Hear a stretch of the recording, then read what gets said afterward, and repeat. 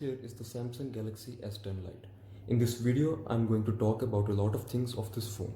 Keep in mind that I'm not a professional, just a person who has been using this phone from some time. This video is also being recorded on another mobile, that is Samsung Galaxy S9. Also keep in mind that English is not my first language, so please forgive me for any mistakes that I made during this video. Now let's talk about the phone. I'm not going to specify all the specifications of this phone because I'm sure that you can find them on the internet. What I'm going to talk about is the little things that make this phone good or bad. First of all, I would like to talk about the phone physically. So this is a very large phone. It has a 6.7-inch display. I was using Samsung Galaxy S9 before this, so it took me a little while to get used to the large size. But I would still say that it is fairly easy to use in single hand because of the slim sides and the good weight distribution on this phone. Now here is the box of the phone.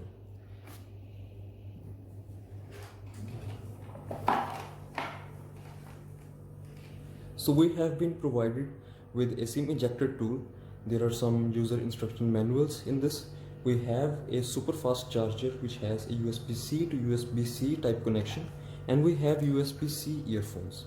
I'm not actually using this charger, I'm using an older Samsung charger which has a USB-A to USB-C type connection. The earphones that have been provided by Samsung are actually not of good quality. They are not AKG tuned, and I would recommend using some other earphones with this mobile. Now moving on, as you can see, this phone already has a transparent case installed. This case has been provided by Samsung along with a screen guard. The screen guard is already getting scratches even though I'm using the phone only since a few days.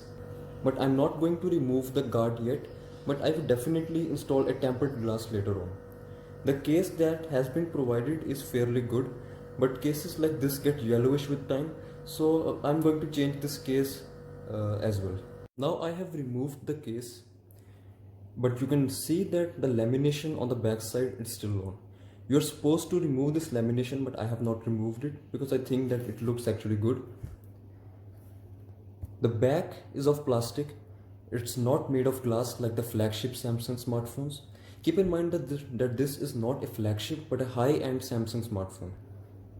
I have seen other YouTubers mention that the back side doesn't look that different as compared to the flagship Samsung smartphones, but I would be honest to you and I would say that it definitely looks different. It's not bad, but it definitely looks like plastic. This phone also doesn't have an LED light. This is not going to bother a lot of people, but I would say that it would have been better if Samsung had provided an LED light on this phone as well, but we do have an always on display on this. The proximity sensor on this phone sits right under the camera. It's visible when you are calling someone or you are unlocking the phone in darkness. It's not a bad thing, it's just something that you should know. Now let's talk about the always on display. It is one of my favorite features on Samsung smartphones. We will go into the settings and look at the options available to us. Now one thing that I would like to mention is that we do have the option of auto brightness in always on display, as you can see. If we turn off the auto brightness, then we can set the brightness as per our preference. I'm not sure, but I think that auto brightness on always on display is not available on all Samsung smartphones like the Galaxy A series. I think that this feature is exclusively for the more expensive Samsung smartphones. Let's look at the clock styles available to us. As you can see that we have a variety of clock types that we can use. We can also download some wallpapers that are made exclusively for the always on display from the Samsung theme store. The always on display is very helpful. You do not need to unlock the phone every time to check for notifications. Moving on, one thing that you may have noticed is that I have an extra button here on the navigation bar. Now this is also a type of customization which is provided by Samsung. There is an app exclusively for Samsung which is called GoodLock. In GoodLock we have a lot of options. We can customize the navigation bar, the recent panel, and a lot of other things.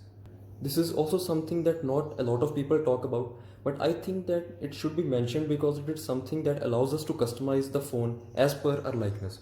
We can also change the color, the style, everything in this panel as well. Another thing that you may have noticed is that I have this icon on my screen.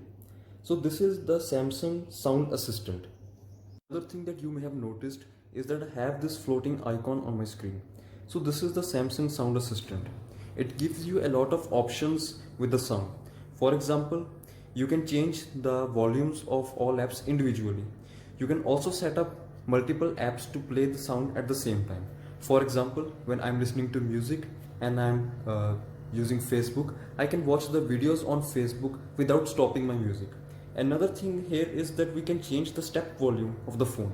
So what it does is that when you press the volume button of the phone, by default the volume changes by a step of 10, but through this we can change the step from 1 to 10. So what this helps with is that when you are using headphones, sometimes you may play a video that is still very loud even on the lowest volume of the phone.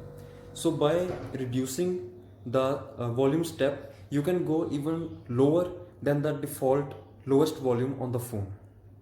I don't see people talking about this feature on YouTube, but I think that it is a very good feature on the phone.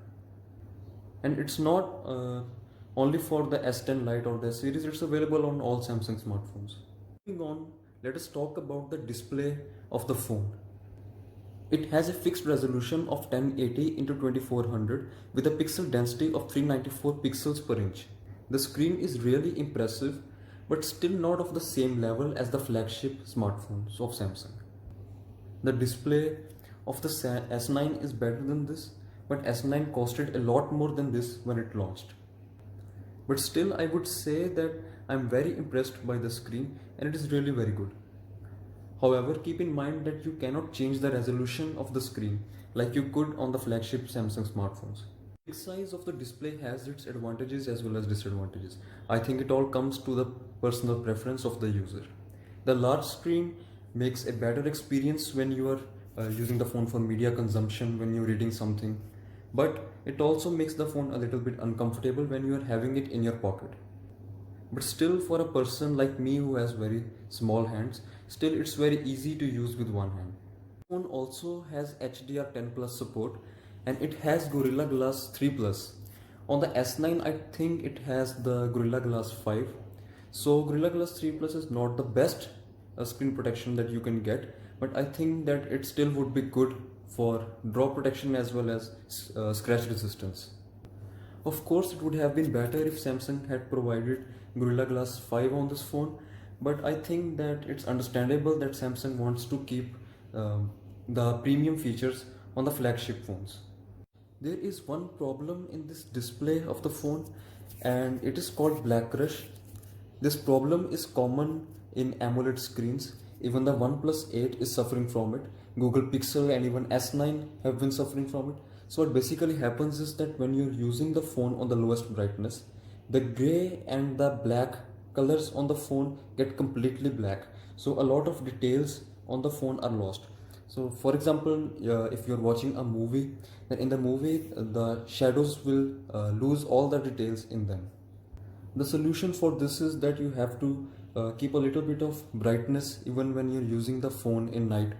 But there's one more serious problem that S10 Lite is facing, but luckily not my phone is facing it, and it is that on the lower brightness the display gets a greenish tint on the left side. Even this problem is not that uncommon on AMOLED displays. So these are the two problems that you should know before buying this phone. Let us talk about the speakers on this phone. So this phone only has one loudspeaker on the bottom of the phone, unlike dual speakers on the flagship Samsung smartphones. So I was not having good expectations from the speakers before buying this phone, but I would say that now I'm satisfied with it. I mean, it's not having that much details and depth like the flagship smartphones. On the S9 the speakers were better than this, but still I would say that these are sufficient. They're not that good, but they're not that bad. I'm not going to play any audio sample on this phone right now because I don't know how the quality will come in the video, but I would recommend you to once check on the internet how the loudspeakers sound. Now coming to the general performance of the phone, I would say that it is really very good and very fast because of the Snapdragon 855 processor along with the 6 GB or 8 GB of RAM. I have the 8 GB RAM variant with me right now. And to make it even more snappier, you can always go to the settings and to the developer options and reduce the animation times. But it is not something that I do because I think that even if it makes the phone a little bit faster, but with animations the phone actually feels a lot smoother. Even gaming on this phone is good because of the powerful Snapdragon 855, but I don't usually game on smartphones except one or two games, like I have Clash of Clans on the phone right now. But if gaming is something that you're looking forward to doing on your phone, I think that this phone will be good. Let us talk about the cameras on this phone now. So this phone has triple camera setup on the back with the main camera of 48 megapixels with f2.0 and an ultra wide camera with 12 megapixel and f2.2 and a macro camera lens of 5 megapixel with f2.4. The selfie camera is of 32 megapixels with f2.2. I would say that overall I am very satisfied with the cameras. I would say that in some situations the pictures of S9 come out better, but in others the pictures on this come out better or at least almost equal. I have both Samsung camera and Gcam on this phone. Right now the quality of pictures that is coming with Gcam is not that good. The colors are coming somewhat inaccurate, some pictures are coming darker. But first of all, let me show you a picture that I took with the macro camera lens, because macro lens is something that not a lot of people are fan of. Here is a picture that I took with the macro lens, and as you can see that the details on this picture are very good. If you want, then I can upload this picture on the internet so that you can download it and see it for yourself on your devices. And maybe macro lens is not the best camera to have on the phone, but I personally like it. Let us talk about some other pictures which I have taken with Samsung camera as well as Gcam. Now let us talk about the pictures that I have taken with Samsung camera as well as Google camera. So this is a picture with Samsung camera and this is with Gcam. The picture of Gcam may look better than the Samsung camera from the outside, but the colors are very inaccurate on the Gcam. In real life, this is what it looks like more than this. The colors with the Gcam have come out really strong, and this is not the case as in the Samsung camera. In the low light situation, this is a picture that I took without flashlight with the Samsung camera, and this is the picture that I took without flash with Gcam. This picture has come out more dark than with the Samsung camera, and overall I would say that I am impressed by the picture. I was not having good expectations from the camera at low light, but I would say that I am very satisfied. This is a picture that I took with the Samsung camera. This one is using flash, and this is a picture with Google camera with flash. I would say that for me the picture on the Samsung camera is better than Google camera. I don't know how the pictures are looking in the video, so it would be better to download the pictures and look for yourself. Moving on, so here is a picture that I took with the Samsung camera, and this is the picture that I took with the Google camera. Here Google camera has done a better job than the Samsung camera because the color are not that good in this picture with Samsung camera as compared to the picture with Gcam. But overall I would say that I am impressed by the camera. The pictures have come out good, and for me they are satisfactory. Now let me talk about the wide camera lens as well. So this is a picture that I took on the Samsung camera, and this is a picture that I took on the ultra wide mode. The colors of the clouds has come out better on the ultra wide camera as compared to the main camera. And I took this picture with Gcam as well, but like I said, that the pictures on Gcam are not coming that good in most of the case. The front camera on this phone is actually very good. I'm not a fan of taking selfies. I don't take that much pictures of myself, but the pictures that you take with front camera come out with a lot of detail, and they are of a really good quality. There is one more thing that I would like to talk about, and it is that you can take the pictures in 48 megapixel as well as 12 megapixel. By default it comes to 12 megapixel, but you can change it to 48. Unfortunately, the pictures on the 48 megapixel are not that good. This is a picture that I took on the 48 megapixel, and this is the picture that I took on 12 megapixel. The picture on 48 megapixel has more size, but I don't know why it is not capturing that much details. The colors are also inaccurate with 48 megapixel, so I would recommend to use the default 12 megapixel mode instead.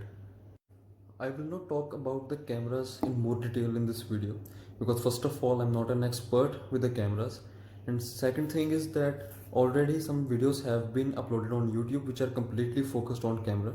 I would recommend you to check them out, but if you had to ask me in simple words, I would say that the camera is good. I don't think there is any reason why the cameras would disappoint you. Moving on, one of the most important things on any phone is the battery life. So this phone has a 4500 milliampere hour battery coupled with the very battery efficient Snapdragon 855 processor. So the battery life is coming out very good on this phone.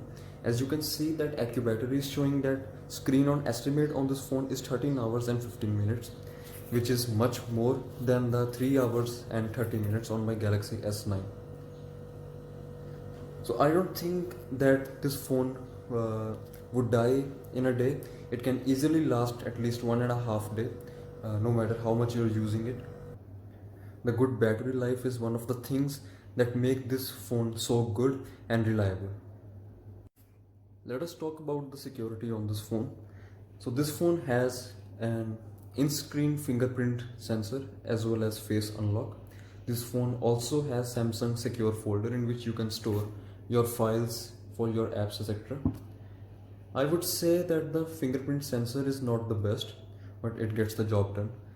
Many times it fails to unlock the phone on the first attempt, but usually in the second or third attempt it will always open the phone. Also, it's worth mentioning that this phone does not have an ultrasonic fingerprint sensor as in the flagship Samsung smartphones. This phone has an optical fingerprint sensor. The face unlock on the phone is good. I am not a fan of using it that much, but it's still good.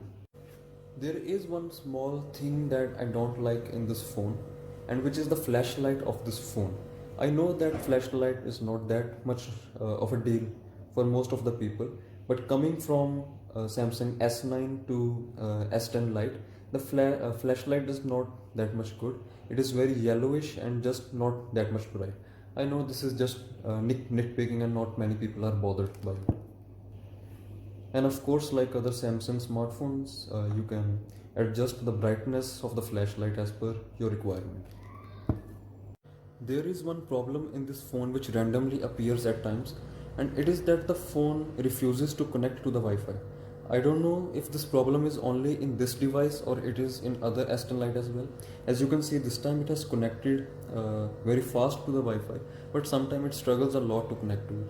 The other phones in my house, even my S9, does not have any issue connecting to the Wi-Fi, but this phone sometimes struggles. The call reception on this phone is fine, no problems in that. And this phone also has the inbuilt Samsung call recorder. The call recorder may not be available in your location, but it is available here in India.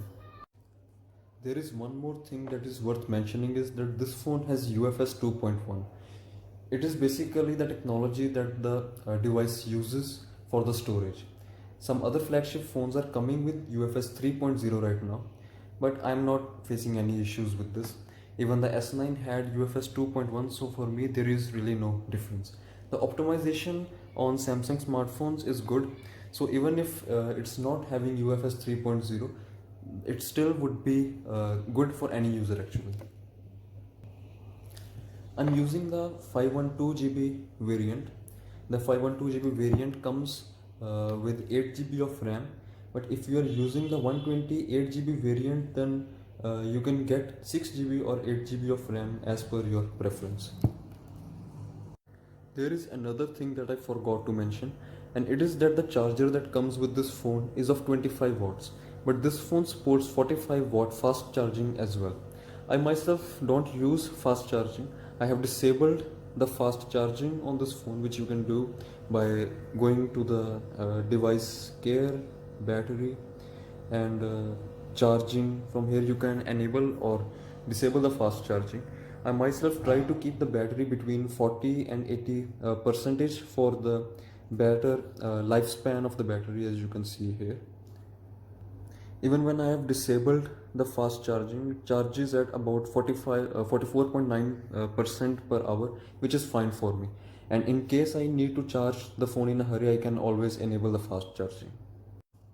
This phone also has a hybrid SIM card slot and not a dedicated one for the memory card. If you are using two SIMs in this phone, then you cannot use a memory card at the same time.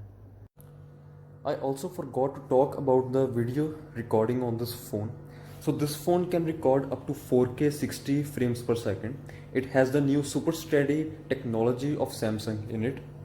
I have tried the Super Steady mode and it is really very good.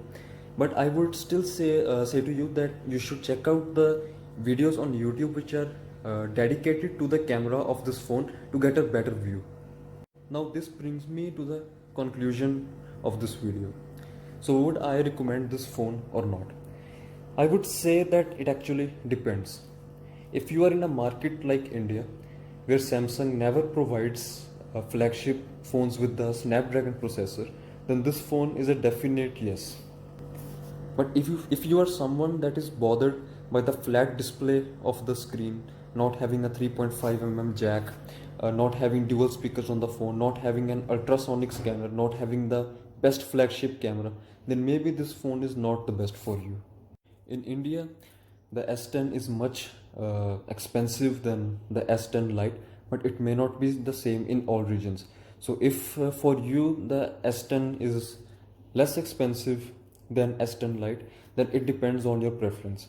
The S10 Lite will get 2 Android upgrades, but the S10 will get only one.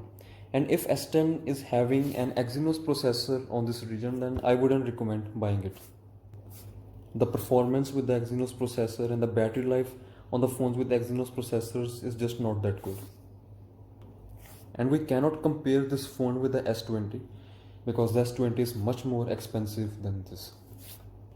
It is also worth mentioning that the price range of this phone is similar as OnePlus 8 in India, but may not be the same in other regions. So it again comes to your preference. If you want the Samsung experience, then maybe this phone is good for you. But if you want absolute performance, then other phones by other brands like the OnePlus 8 may be better for you. I think that I have talked about all the major things of this phone. But if there's something that I have forgotten to talk about in the video, please let me know in the comments and I can give my opinion on those things. And once more, I would say that I'm not a professional YouTuber, so please forgive me if the quality of the video is not that good. And again, English is not my first language, so please forgive me for any mistakes that I've made. Thank you.